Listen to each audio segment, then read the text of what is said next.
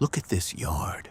Rows and rows of brand new Utes sitting there untouched for weeks. Not because nobody wants them. Australians have loved Utes since before some of you were born, but because nobody can sign the papers anymore. 10 years ago, a tradie could walk into a dealership, put down a deposit on a HiLux, and drive out the same week. No drama. Today, he's doing the maths 3 times, checking his super, maybe ringing his old man for a top-up, and a lot of the time, he's walking out with nothing. So what happened? How did the Ute, the one vehicle this country has never ever stopped buying, turn into something half the country can't afford? That's what we're digging into today. And by the end, you're going to understand why this isn't just a car story.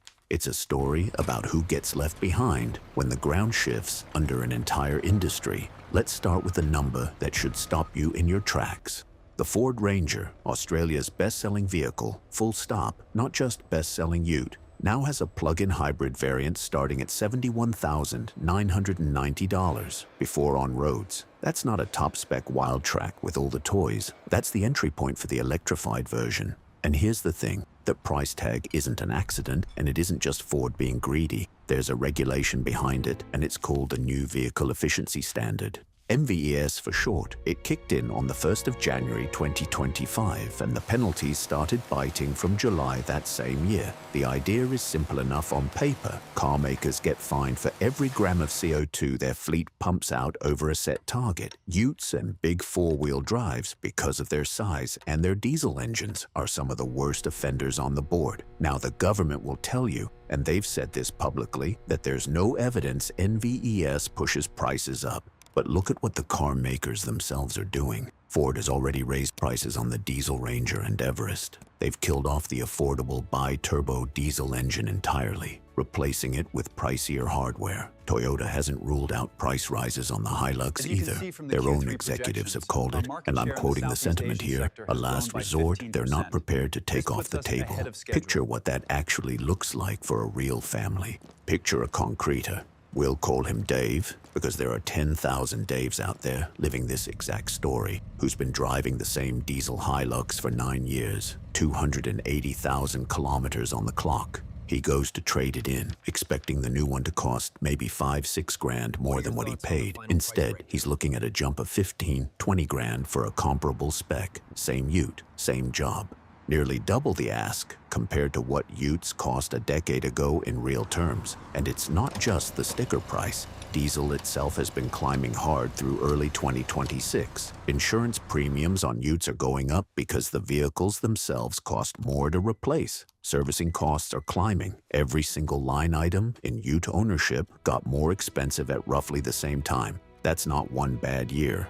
That's a pile-up. Quick pause. If this is hitting home for you, smash that like button right now. It genuinely helps this story reach more people who are living through the exact same squeeze. So people are financing instead of buying outright. Fair enough. That's how most big purchases work. But look at what's happening in the loan space. The average new car loan in this country is now sitting above $52,000. And get this. Less than 1 in 5 car loans processed through major brokers last year were for brand new vehicles. The rest, used. Australians en masse are being priced out of new metal and pushed into the second-hand market instead. And even that second-hand market isn't the safety net it used to be. Vehicle repossessions in Australia jumped 13% over a recent 6-month stretch, according to one of the country's biggest auction houses. 11% of that came in just the last quarter alone. People are signing up for Utes they can technically afford on paper, and then the cost of living just eats them alive. Insurance, rego, fuel, interest rates, until the bank sends someone to take the keys back.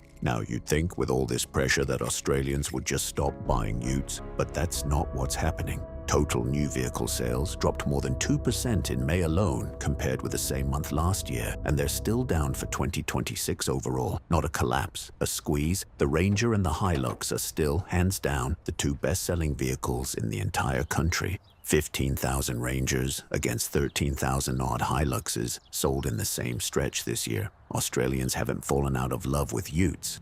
They've been priced further and further away from the ones they want. And this is where it gets interesting, because the industry is responding, just not in the direction anyone expected 10 years ago. Ford's own cheapest new vehicle in the entire lineup, once you strip away the small cars they've quietly discontinued, is now an Everest, starting near $59,000. The affordable end of the market didn't get cheaper, it got deleted. But into that gap, something unexpected has walked in. Chinese manufacturers. The Jack T9, a proper turbo diesel dual cab with genuine four-wheel drive hardware, landing around $40,000 drive away. The GWM Cannon undercutting the legacy brands with more standard equipment for less money. The BYD Shark 6, a plug-in hybrid ute, launched at under $58,000 and posting sales numbers legacy brands didn't see coming. KGM's fully electric Musso arriving at $60,000 drive away. Think about what that means. The traditional order, Toyota and Ford sitting untouchable at the top, everyone else fighting for scraps. That order is cracking, not because Australians suddenly want Chinese cars for the badge, because they need a ute for work. And the legacy brands price themselves out of reach of the exact tradies who built their reputation in the first place. There's a bit of dark irony sitting underneath all of this too. The regulation designed to push Australia toward cleaner vehicles is, at least in the short term, making the cleanest new options. The hybrids and EVs among them, some of the more accessible entries in the ute market. The BYD Shark and the KGM Musso EV are cheaper to get into than a fully loaded diesel Ranger. Nobody predicted the greener ute would end up being the one still within reach of a working tradies budget. But here we are. So is the ute finished in Australia? Not even close. Have a look at the ownership numbers. Over 90% of Australian households still run at least one vehicle, and outside the big cities, a ute or a four-wheel drive is still the default because the distances demand it and the job sites demand it. The love affair hasn't ended. What's actually collapsed isn't the ute. It's the idea that a Ranger or a HiLux is automatically the only option on the table. For decades, Ford and Toyota didn't have to fight for tradie loyalty. They had it by default. That default just broke.